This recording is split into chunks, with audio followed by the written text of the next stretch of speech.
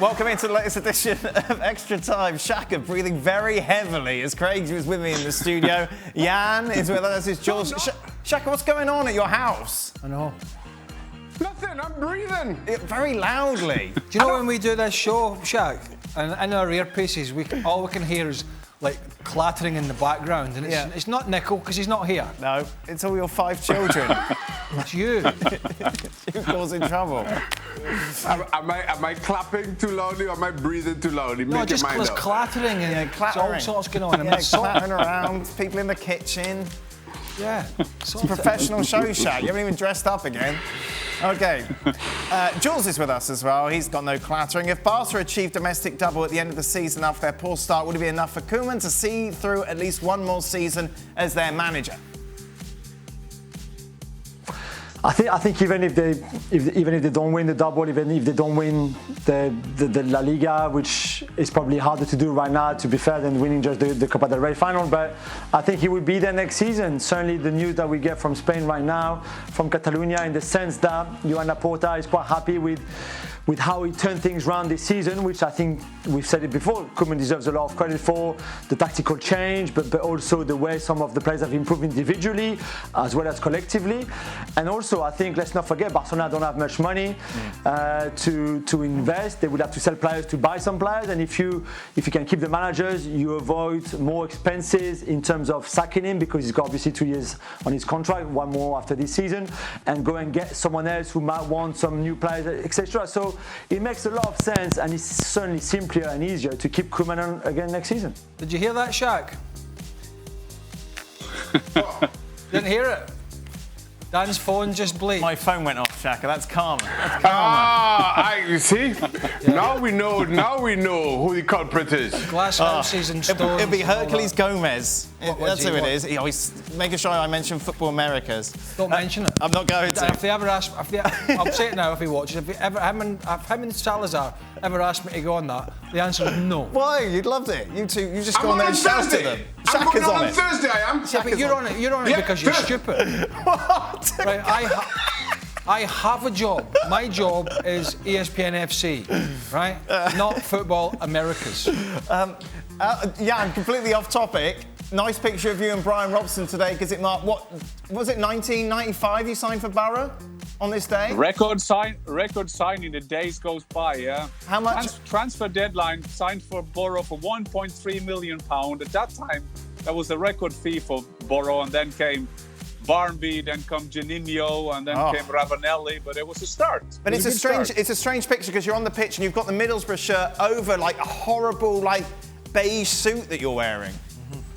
They call it fashion in the 90s, Dan. Fashion, that's called. You should try it one day. You should try it.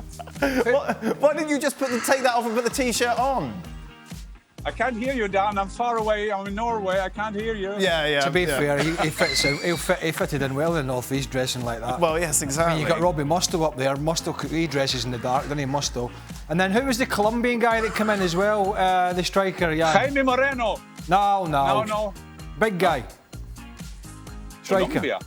That was after me. That was Hamilton. That was after me. Yeah, I got in Branco. Remember Branco, Craig? Yeah. Branco played for Brazil, and I thought he won the World Cup in 1958 when he came to Middlesbrough. And I asked him, "How old are you, Sergei?" And he looked around and he said, "Can I get away with 31?" But he didn't. He was too old. I tell you what, I've seen your picture when you signed for Celtic. You've got one of the boys with you, haven't you? My oldest, yeah. Yeah. Look, he hates that picture. Does he? He said we dressed him up terribly. But you were he was on the Celtic kit, wasn't it? No, I don't know what he was wearing. But I remember when Ravanelli went to Middlesbrough, and then I was with him at Derby, and I said to him, "How was Middlesbrough?" He went, "It's incredible." He said, "No training ground, training a field, dogs, whatever. Yeah, dog poo everywhere." Yep. He went, and then what else? He said, and then the boys would come round at night and take me to the pub to play darts and drink. I was like, lovely.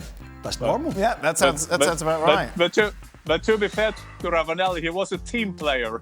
I remember he was standing in the dressing room. We had 3 strikers, myself, Mikkel Beck and Ravanelli. And then he said loud, Ravanelli, for me, Mikkel Beck, Serie C player. The problem was Mikkel Beck was standing next to him. That didn't help the team atmosphere, didn't it? And Robbie Muster would always say Ravanelli would go back to Italy during international week, slag off Middlesbrough, the team and everything, and then come back, obviously afterwards, to face the music. And he was in every team meeting with his translator, and when Robson asked him a yes or no question, he always went into an Italian rant with all the swear words in Italian. And when he was finished, the translator looked at Brian Robson and said, yes, okay. But seriously, as you know, I'm good friends with him, and he's a good lad. Because I know what Middlesbrough was like then, because the people that were there and the management, right? And it's safe to say, it's not the same thing they would do in Italy, and he just couldn't. He just couldn't get his head around it. He would just see that as complete unprofessional. It's just amazing. And it's fair, Craig. Craig, I'm just saying at the end, because we slagged him off a bit here, but at that season he scored 30 goals. Wow. 30 goals he scored. And he's a good lad, but like he said, it was a bit different than Italy in Middlesbrough. No, he's one of the best professionals I ever played with. He's unbelievable. Mikkel Beck was also a teammate of mine, strangely enough. Oh, really? I know. Was he a Serie C player? I spoke to Mikkel today. I don't think he was that bad. No, he was Mikkel, and now he's one of the most successful agents in Europe. So he's been doing well, Mikkel Beck. Yeah. There we go. Shaka, presentations on the pitch. You must have had a few. Reading, Newcastle. I had a couple at West Ham. What about them? Why have you gone echoey now? What's happened to you? I don't know. You might have a story. I don't know. What have I done? Do you know with him? You know Hislop? Somebody needs to have like one of those big arms you pull, and there's like a trap door opens. Right. And he just goes. That's it. Yeah, when he's on like this and there's clattering in the background, he's got an echo, his mic's not working, he's not dressed up, clearly doesn't give 2 hoots. Somebody should just be able to pull it and it just... Like the Graham Norton, they have the big red chair, don't they? The chair Off goes you go back. Craig, should Chelsea fans consider Porto an easy opponent? No. I mean... This off the back of Sunday when Frank said he would have preferred Chelsea to have PSG because they would have been up for it more than they would Porto. No, I think they'll be up for it. I don't think that'll make a difference because they're on a bit of a charge in terms of their results. They're unbeaten, keep a lot of clean sheets. So no, but listen, Porto or no. Chelsea are favourites, but Porto are no mugs. They beat Juventus, albeit Juventus were poor. Jules, how big of a chance do you give PSG in percent to beat Bayern, and who would be the difference makers on both sides? That's a tough one. I mean, I guess 20% is probably a fair amount because Bayern are huge favourite. Maybe you can go up to 30 based over 2 legs, and we saw that Bayern Munich in the Champions League final were more efficient in both boxes. I think PSG were the better team over that just the final, the 90 minutes, but in the end Bayern won because they were more efficient, more clinical, and they had Manuel Neuer in goal, and he made a big difference. 20%, Jules, that's where you're going? Even harder. What? 20%? Yeah, maybe push it to 30, 70-30 Bayern. It'll be 50-50 by the time kick-off. You get some hope. Jules, how many signings are Arsenal away from challenging for the top 4?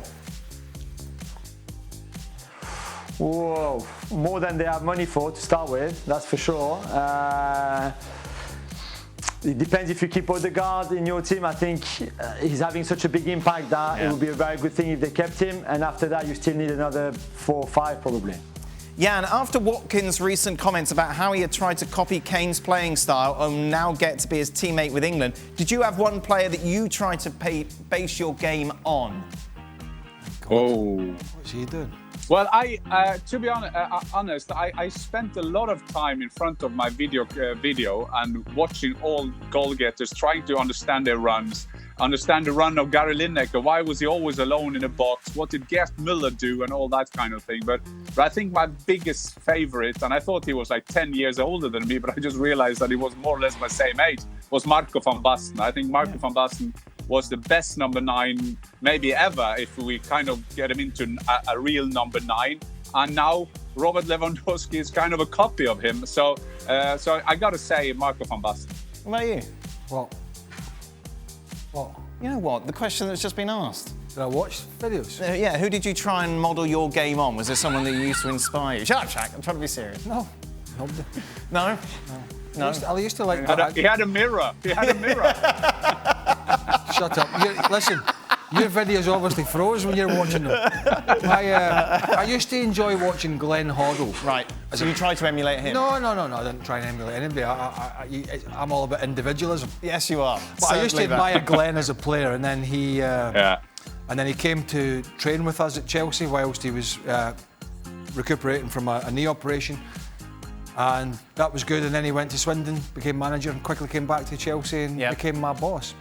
And we also trained with Marco van Basten. You know that story, don't you? Oh. Wow. You know the story? No, I don't think I do. The David Rocastle story. God bless his soul. Yes, that's when you had to go. When Ruud Gullit threw Rocky Rocastle to train with the kids, so as Marco van Basten, who was retired because of his ankle, could come and train with us to make sure the numbers were correct. I remember, yeah. Oh, so, sad. Yeah, that was bad. Shaka, who did you emulate your game on? Not a goalie, anyway. Nobody. No? Yeah, it's not. I don't think you can do that. I don't think you can do that realistically as a goalkeeper. It's not like Jan saying emulate somebody's runs or I mean, how do you do that with a goalkeeper? I just don't think it applies. What about you, Jules, during your time in the fourth tier of French football? I thought we were going to say as a journalist, because the answer was Gab Marcotti, of course. Do the opposite. When I was playing, I used to love watching Jan Fjortoft and try to make the same runs as he was making, watching VHS. And Craig Burley, then when I dropped a bit deeper in midfield, especially Craig's hair and that goal in 1998. Have you heard the story of the goal in 1998? Who was that against? Who was that against?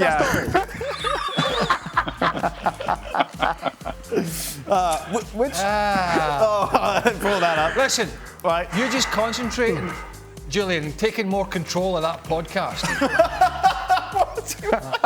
I'm fed up clicking on a link and it comes in with that gigantic Italian with the headphones incorrectly on, booming away. I don't know why don't you just put both headphones on? Why has he always got one ear exposed? So what happens was every now and again I'll go on our YouTube channel and I'll just click on the odd link, and it's obviously I have no idea what's behind the link, although there's a semblance of the stories there, but I don't know who's on. And I click on it, and the first thing I see is Marcotti and this headphones, and I'm like, oh, for God's sake. Yeah. Sort it out, Jules. Which two teams will make the final of Euro 2021 and why? Shaka. France and Belgium. Why? Why? Because they're the best two teams. Okay. Jan? Well, are we going to start now with your favourite England again? Or are we done with that from yesterday? Well, I was factually correct yesterday. Yeah, you were. You were factually. Well, I don't think Germany will have a good championship. I also think that France will do well. It will be the usual suspects, I guess. But and England maybe an outsider chance, like a dark horse, like we said yesterday. No, they're favourites. It can't be dark horse. Don't do that again, yeah. Well, it would depend what side of the bracket. Right, okay. Which we don't have in front of us. No, we don't. It's just... I'm going to say... It's just exactly. fun. Just fun, isn't it? Okay. I'm going to say potentially a rerun of the final in 2016. Okay. And Jules? Do you know who that is? You don't. Portugal, That's why you've France. moved on. Correct. Portugal. Jules? All you need to know is that France will win it anyway, regardless on who they face in the final, so that doesn't matter so much. All you need is love. Jan, who is more of a homer, blind loyal fan, for Jan for Ole or Jules for PSG? Definitely Jan for Ole. Yeah? Absolutely, because that discussion yesterday, I was dreaming of that discussion yesterday, and I was just feeling so bad for you guys that you didn't get the picture. So it's probably Jan for Ole. What did you do yesterday? I know it's a slow news week, international week, always slow news. We talked about Solskjaer as we did on today's show as well, so we will wrap things up. ESPN FC. Who's my favourite? Who's your favourite what? Whatever. Who do I pull for? Who's your... Craig You're Burley. just anti. Craig Burley. The whole list of anti-people. Who am I biased against? You hate Solskjaer. No. You hate Manchester United. Who else is on your list? You hated Valencia for a while. Anyone else? Ballon d'Or. Ballon d'Or. Ballon d'Or. Yeah. Chelsea, Liverpool, Chelsea, Liverpool. Arsenal, yes. Tottenham. Celtic. Celtic. Yep, you hate them. Yep. Yep, you hate everyone. Yep. That's it then. We're back tomorrow. It's real. Are you in the studio tomorrow? I am at the moment. Oh. It's fluid. I'm not here tomorrow. It is Wales against Belgium. We'll be reflecting on that. Well, thank you very much for watching ESPN on YouTube. For more sports highlights and analysis, be sure to download the ESPN app. And for live streaming, premium content, and let's not forget as well, ESPN FC 7 days a week. Subscribe to ESPN Plus.